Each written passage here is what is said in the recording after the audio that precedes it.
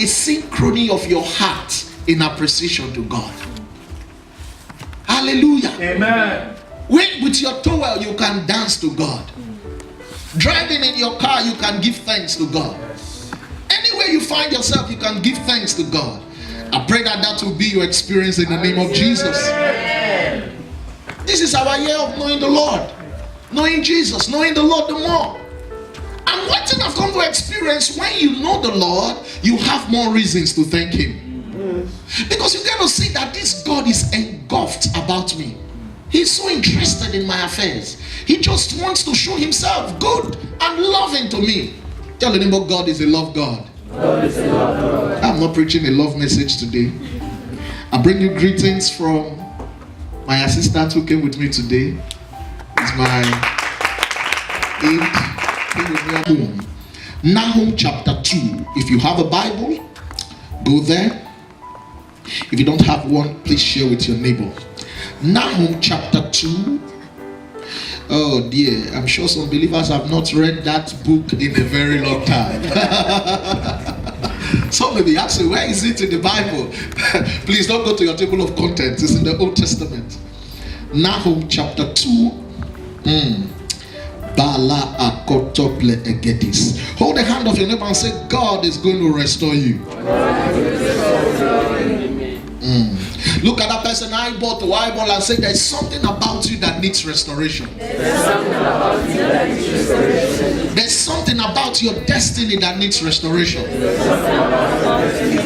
Now make it more fierce. There's something about your family that needs restoration. There's something about your finances that need restoration. Jump into verse 2 of chapter 2 of Nahum. It said, for the Lord will restore the excellence of Jacob. For God will restore the excellence of Jacob. Remember the definition of restoration? It says the act of restoring. So when there is an act, there is an actor. There is someone perpetrating the act. There is someone expressing the act. There is someone dispensing the act. So here the actor is God. Nahum chapter 2 disqualifies every other person from being a restorer. Nahum chapter 2 being the authority of God's word, the authority of the supernatural. He says, hear me and hear me good. Your doctor may be able to suture your skin, but he's not the restorer of your skin, because he could put that skin together and that skin will become a scar. But when my God restores a situation, restores a body breakdown, even the scar cannot stand the test of time. He heals without a scar. Look at your neighbor and say, God heals without a scar. The guy lost his sight, he lost his eyes, and he went to an ophthalmologist, and the man said, I'm going to replace it with what we call synthetic eyeballs. And it looks as if there was a restoration. I call it phantom restoration. But when God restores, we're going to go deeper. We're going to go deeper. Quickly. He said, for the Lord will restore the excellence of Jacob. I began to ask myself, whenever I see will in the Bible, that means in that person's destiny, it has been scheduled to happen. That means by the ultimate complete plan of God, God wants to do it. That means when you look into your life, in the realm of the spirit, it is existing. When you close your eyes and say, oh God, show me my future, show me my destiny, show me where I'm going, God is showing you something beautiful. That means He will, He wants to. But the question is, when will He? When will He? When will He? When will He? I come under prophetic unction and I decree to you, your time has come. Your time has come. Your time has come. Your time has come. Your time has come. If that is you, say yes. Yes. Amen. For the Lord will restore Daniel. But Lord, when? When? Some people have waited for their day of salvation until they entered the grave. Some people have waited until they became so old. God wants to give you a good life. God wants to make you prosper. God wants to make you rule in the midst of your enemy. But you ask the question, when, Lord? When, Father, when will you turn my story around? And the Bible said, for the Lord will restore the excellence of Jacob like the excellence of Israel. Excuse me, these two people sound to be the same person. What is the Bible trying to talk about? Jacob and Israel. Come on now. How many of us are aware that Jacob and Israel, they are the same person? But what is God trying to say? Why is he comparing what he's about to do to Jacob and Israel? What is the comparison about? Look at it and look at it with the eyes of a prophet. He said, for the Lord will restore the excellence of Jacob like the excellence of Israel. Come on now. Then I begin to talk to you now. I begin to go deeper. The Lord is talking about the Jacob that was been denatured by the fall of man. Jacob was the one who was not encountered God. Jacob was the one who was a deceiver. Jacob was the one who was experiencing delay. He wanted to marry a woman. This was the woman he loved. This was the woman he set for. He set for Rachel. But when it was the day of wedding, they gave him Leah. Somebody changed his choice. That was the Jacob he was talking about. He said, Jacob, I want to restore that you will no longer have to serve extra time for what you want. There are some people in the church, anything they want, it takes them double the time expected to achieve it. Am I talking to you? This Jacob, he served his father-in-law. Instead of him to get favor, he was getting deception. He was being deceived. How many of you know if you are served by your in-law, if you are serving your father-in-law, you should be like, the best guy in the company. You should be the most preferred. Come on, if you know what I'm talking about, can I see your hand? Just imagine me working in my father-in-law's firm. I'm going to get the best pay. I'm going to get the best treatment.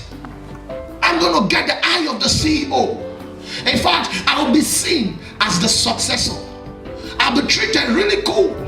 But that was not the experience of Jacob. Jacob was actually suffering under his father-in-law. How many of you know that story in the Bible? Can I see your hand up? He was deceived. He was not getting paid. Oh my God. He was deceived to an extent that he had to look up to God for his pay. And brother, he was serving his father-in-law. That tells me the Jacob the Bible is talking about here lacked favor.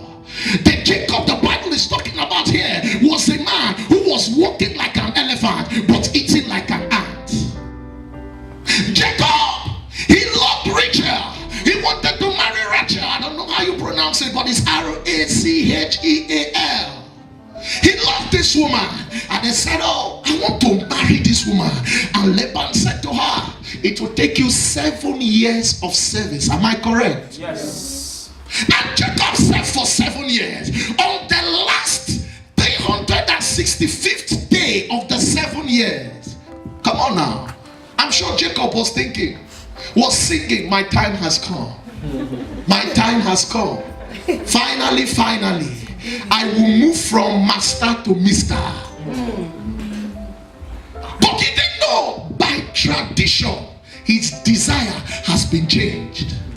Because you're a good Bible student, you will remember or you will notice that the Bible recorded that because of tradition, Leah was given to him against his choice. I don't know which of you that your choice have been subcharged because of tradition. I don't know how many of you that your desire in destiny have been delayed because of tradition. They say in this family, nobody marries early. In this family, nobody goes abroad and come back with testimony. But I came with God's word. You will break that agenda. You will break that counsel. You will break that decree. You will cross that line. In the name of Jesus. A young man walked up to me and he said to me, Pastor, in my family, nobody gets into marriage without a child. I want to break that lineage. I want to break that cycle. I want to break that line. As he was talking to me, he said, my elder brother, before he married his wife, the woman was pregnant. My elder sister, before they married her, she was pregnant with a child. My elder brother, by even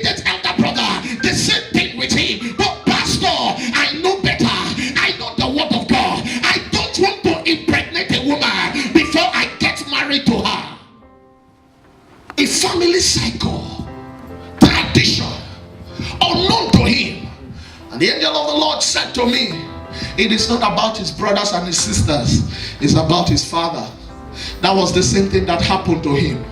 And I asked him, ask your father. He called his father, and his father confirmed to him that is the same thing. That is why if he has noticed, whenever it happens in the family, he does not really wear a frown. He doesn't really attack them, because that was the same thing he experienced. I don't know that evil sequence. I don't know that evil consecutive occurrence in your family that is beginning to be accepted as a norm. I come with the anointing of God, and I decree it will be turned around for good. It will be turned around for good. It will be turned around for good. In the name of Jesus. This Jacob that needed restoration, instead of 7 years, he got 14 years. I don't know what of you. Others got their medical degree in 6 years, but it looked as if your own wants to become 9 years. It looks as if your own wants to become 14 years. It looks as if your own want to become 20 years. It looks as if your own want to be longer than ordinary. I come with the anointing of favor. I come with the anointing of restoration. That yoke is broken. That yoke is broken. That calendar is broken. That agenda is broken. If you believe it, say yes. And he said, I will restore the excellence of Jacob. Yes. This Jacob I'm talking about lacked favor. This Jacob I'm talking about could not get favor except he deceived somebody. Only deception. There are some people that feel they can't get their own. Others are getting it, but you just disqualify yourself. That is the Jacob the Bible is talking about. He needed to move forward in life. He needed to advance in destiny. But somehow, he knew it's only by taking my brother's birthright. I came to tell you, somebody's success doesn't need to be your success. Yes. There is a success with your name on it. Yes. Somebody's promotion doesn't mean you are demoted. Yes. Somebody's ministry is growing doesn't mean you are losing members. Somebody is getting a fiancé doesn't mean no boy will recognize you. So it looks as if the good boys have been taken. I want to tell you the same God that said to Elijah, there are 7,000 other prophets. I am Manato Kotobodo.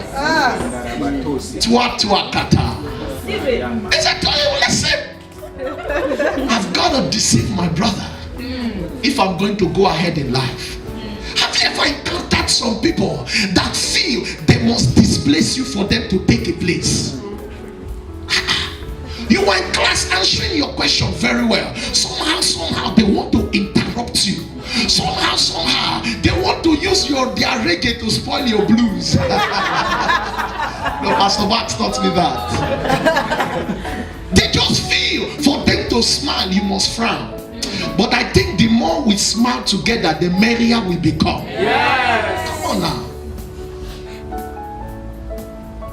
If I want to experience church growth, I will be that kind of pastor who will come to a church like this and after service begin to take phone numbers and begin to give unnecessary prophecy that is destroying destinies.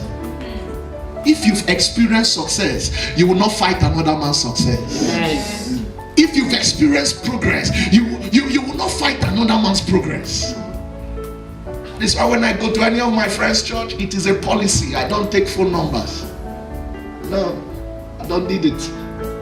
God has called me to a people and I'm blessing them and they are blessing me. Amen. Am I talking to you? Yes. You don't need the success of another man to succeed.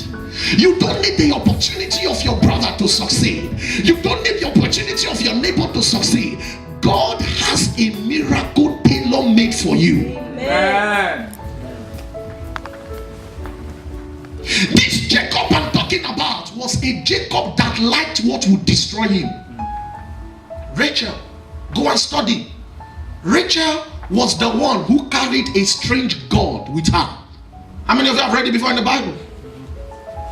The one he liked, the one he loved was the one that did not give him child early. Is that true? Yes. That reminds me of a scripture that there is a way that seemeth right unto a man, but the end is destruction. Listen to me. Jacob was a man who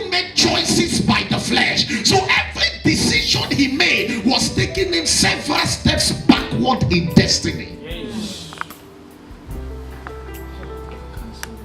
I don't know if that is describing your life. I don't know if that is describing your situation. It looks as if every choice you made was a bad one.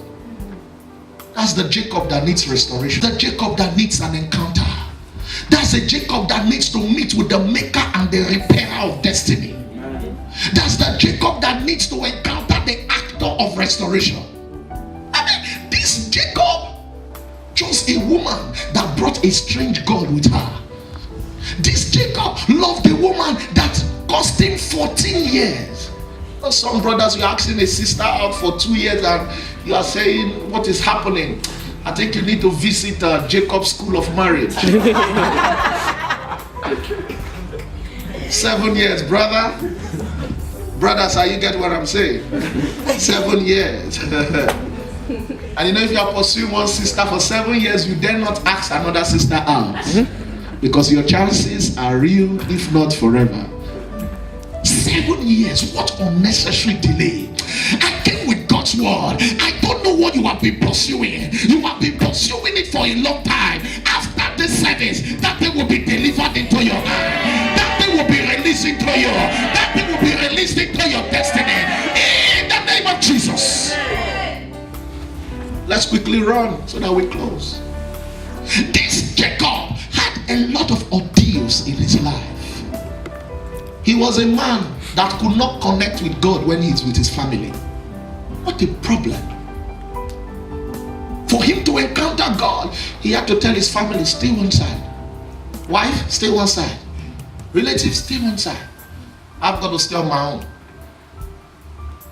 I think if he was enjoying a good spiritual family, he won't chase everybody away. Pastor will bear me witness, when you are with your wife, God can still speak to you.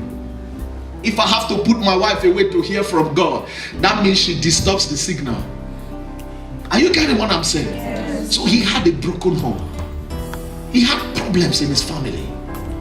His relationships were not working. He was running away from his own brother. But the Bible said, I will restore you like Israel. Who is Israel? Israel was the one who had encountered God. Israel was the one who had encountered the angel of his presence. Israel was the one who knew how to pray, who knew how to hold God by the leg. The angel of the Lord by the leg. The Bible said, for you have prevailed before man and before God.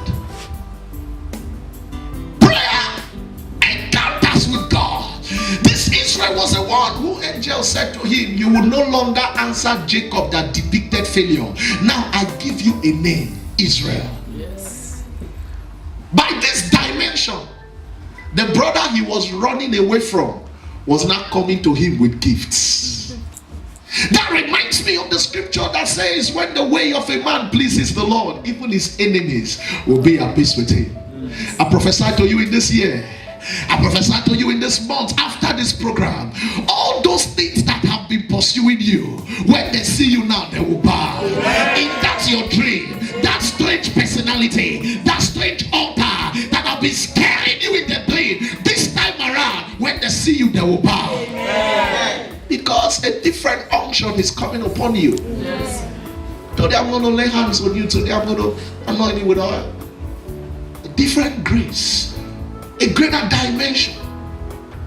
But the backing of your pastor will begin to work for you. Amen. If that's for you, say amen. Amen. Go to verse 3. No, we're still in verse 2. He said, like the excellence of Israel, for the emptiers have emptied them out and ruined their vine branches. Why was the Lord going to restore Jacob to Israel? Some spirits called emptiers.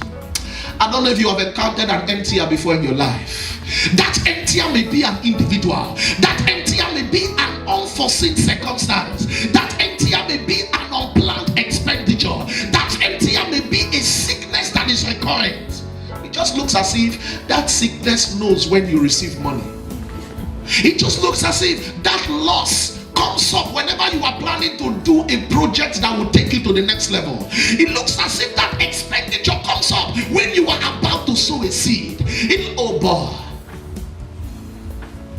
I was to do a project that was to cost me some millions of naira in my father's house. And I was saving up for it. When I would do it, all of a sudden another need came up in the family here. I was about to spend. The Lord said to me, no, it's an emptier. Ignore it, it will take care of itself. You see me, brother? Look up here and listen to me. It is not every need that needs your resource. There are some needs you've got to stand still and watch the salvation of God. Because there are some needs that will distract you from sowing the seed for your next level. It just looks as if you're preparing that seed. I'm going to sow to pastor. I'm going to sow to my man of God. I'm going to sow to my pastor's wife. All of a sudden, if a dear friend falls sick, I say, okay, I've got to help the person. No, sir. There are some you've got to ignore to do what God will have you do. The Bible talked about these emptiers. These emptiers show themselves in different ways.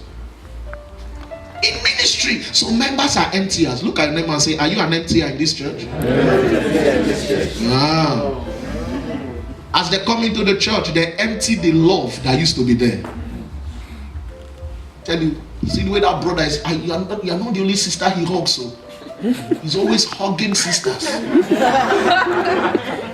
After church, he's always hugging sisters. Be careful of him. They'll say to sister X, say to sister Y, say to sister O, say to sister B. Before you know, sisters are not careful of the brother. The brother who used to have high morale in church, who used to feel welcomed in church, all of a sudden, every sister is just staying away from him as if he has leprosy. What have that sister done? She has emptied the brother's sense of belonging in church. They are emptiers in church who empties the pastor's connection to the members. Emptiers. They see you excited in church. After service, they'll send you a message. Brother, the fire is on you. The fire is on you. They are trying to cajole your response to your pastor's message. Emptiers. They hear you want to give a certain kind of money. They say, is it that you don't have sense? Are you stupid? Oh, because of that spot that pastor was preaching, you don't want to carry everything to go and give to God? Be wise. Emptiers in the church. They don't write it on their forehead. I'm telling you some of their behaviors. In prayer meeting, a word of prophecy came to you.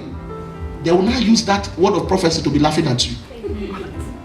Maybe the man of God, your pastor said, you are going to, there's a grace for governmental positions on your life. They start cajoling you. And oh, government, remember me. Oh, government. Don't be like Nana Kofodo. Don't be like him. Don't be like our corrupt leaders. What are they doing? They are emptying your belief on that word of prophecy. Or maybe they say the way you honor your pastor, the way you carry his Bible, the way you tend for his son. They say, are you a slave? Are they paying you for this thing? Take it easy. Emptiers. Look at your neighbor with a very righteous look. Are you an emptier in this church? They're telling, I'm not saying it for anything. I'm just being nice. I'm just concerned for you. Tell them, shut up. Keep your concern to yourself. The day I saw you in this church is the day you saw me. We didn't have any prearranged arrangements to be in this church. Serve your God, I serve my God. Are you getting what I'm saying? Emptiers. But the God of restoration will restore. Amen. I said the God of restoration will restore. Amen. They see the way you post ministry materials. You put your DP with your pastor's face. You put your DP with your pastor's wife's face. You put your DP, everything. God thinks about. They say, are you now the brand ambassador for Father of Light Ministry? Take it easy, Take it easy. You just came. Is it not just 1 year you knew these people? Do you know them? Let them shut up. Only God can know people. I'm serving them because I'm serving the Lord. I'm following them because I'm following the Lord. Paul said, follow me as I follow Christ. The last seed you gave, what have you seen in your life? They just keep telling you God will do it, God will do it. Listen to me. God said to me, you don't reap when you give. But you don't reap what you give, but you reap whenever you give. In plain words, he said to me, you don't reap whenever you sow. Whatever you sow, but you reap whenever you sow. You may give him money. It's not money he will give to you. He will just increase grace on your life. Amen. You may give money, and all you experience is that your tongue has changed in the realm of the spirit. Amen. You just enter another dimension. You may just give an act of honor to your pastor. Pastor, I want to come wash your car. I want to drive your, I want to go wash your car. Oh, pastor, take this, wash your car. And just that, all of a sudden, your level of concentration in the place of study has increased. These are measures. These are ways to disembark or disengage the emptiers of destiny. You know, there are some people that enter your life and empty your life from honor, of honor. When they come into your life, all of a sudden, you begin to become very cocky, very rude, very arrogant, very self-conscious. Can you help me preach this message? Tell your neighbor, be careful of such people. Be careful of such people. It's as if they are antagonists of virtues. Once they come into your life, they just empty everything. But today, as the oil of God comes upon your life, this grace will begin to repel them from your destiny. Amen. Will begin to repel them from your life. Amen. Excuse me, sir, excuse me, ma. They are spirits that are assigned to empty you of favor, to empty you of goodness. They come into your life. They are assigned to you to stop you from being who you used to be. Paul, who used to pastor a church, he said something. You used to run well. Who has bewitched you? You used to pray well. Who has bewitched you? Who have attacked your prayer altar? Who have begged you not to be the loving sister you used to be? That after church you must follow up that one that didn't come to church. I came to prophesy restoration to you. I came to prophesy restoration to you. In the name of Jesus. Don't buy the lie of the devil that tells you change is permanent. There are some changes that are expected to be upward and forward. There are some changes that are expected to get better. Not a change in the light of negativity, but a change in the direction of positivity. You can't tell me you are experiencing change and you used to pray to God for 1 hour. All of a sudden it's now 30 minutes. And you tell me it is not about the duration. Hey, hear me and hear me well. The Bible says he that dwells in the secret place of the Most High shall abide under the shadow of the Almighty. Anyone in your life, anyone in your ministry, anyone in your destiny that is making you to play down on spirituality, I decree by the order of God, may the oil of God disengage you from them. What devil will tell you? It's not about how long you spend in the place of prayer. What are you saying? David said, my eyes knew no sleep. My eyes knew no sleep. Some translation says, my eyes could not blink because I beheld your presence in the holy hills. What are you saying?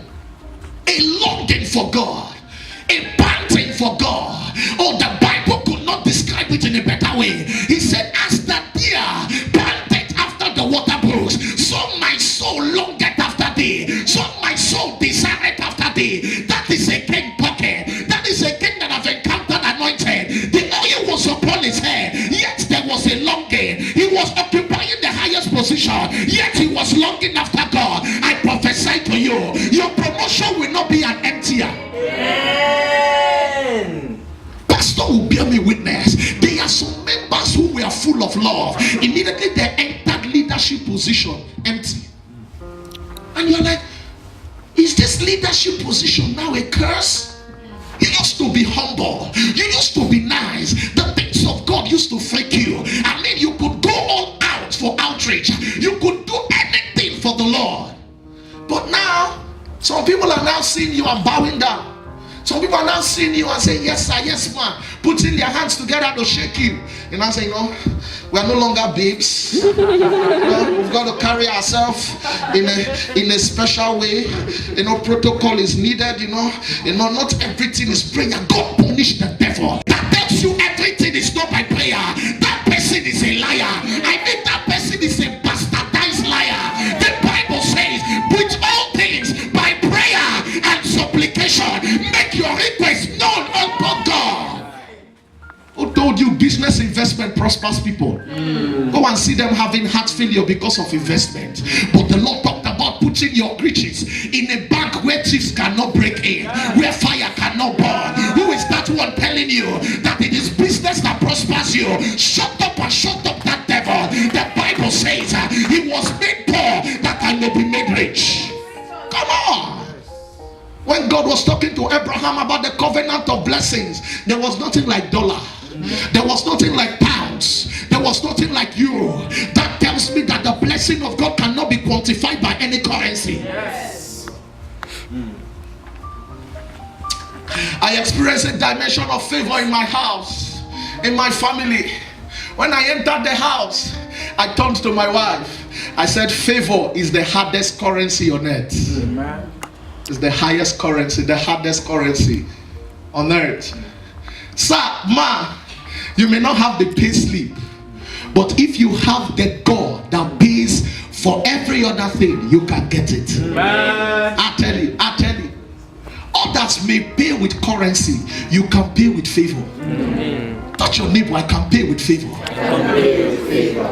Listen to me. You can pay spiritual dowry. I tell you, brother. You know one man called David who dashed monkey banana for David to marry a princess, but favor was on his life. Yes. Favor that was bedded out of spirituality. Favor that was bedded out of an inseparable communion.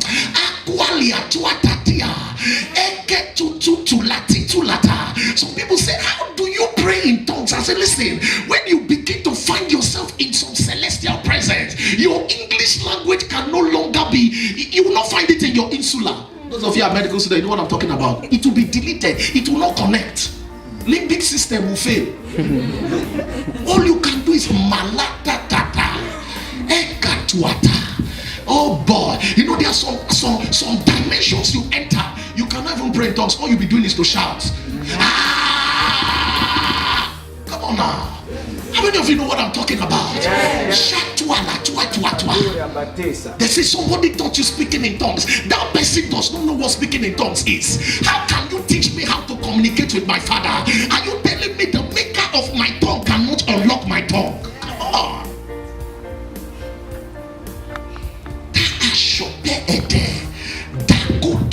You know, someone speaks in Russian so much that he's looking for English vocabulary. If that is possible, how much an encounter with the God we are talking about, the restorer of destiny. Oh my God. David knew a little about it, about restoration. A shepherd boy who even his father did not consider worthy for the anointing. Oh God, oh God, oh God. Which God is this that looks upon a brother that just came into church and drops the anointing on him? All of a sudden he's saving souls left, right, center, all around the city. People are calling him, he's giving them solutions. The God that can lift up Joshua, who was not in the hierarchy of leadership. You know, Joshua was not the next to follow after Moses was when he's gone. Joshua was not in the hierarchy. The next was supposed to be who? Aaron. But the Bible recorded that Joshua was a man who spent time in the tabernacle. If God can find you in his presence, he can release his presence to you. Amen.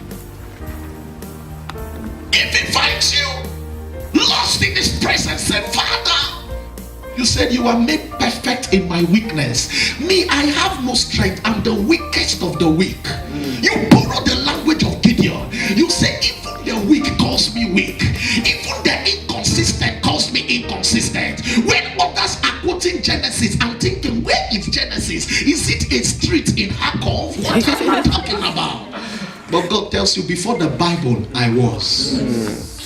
I can reveal myself to you in a dimension that when you are talking about me, people will know that you have met me in the burning bush.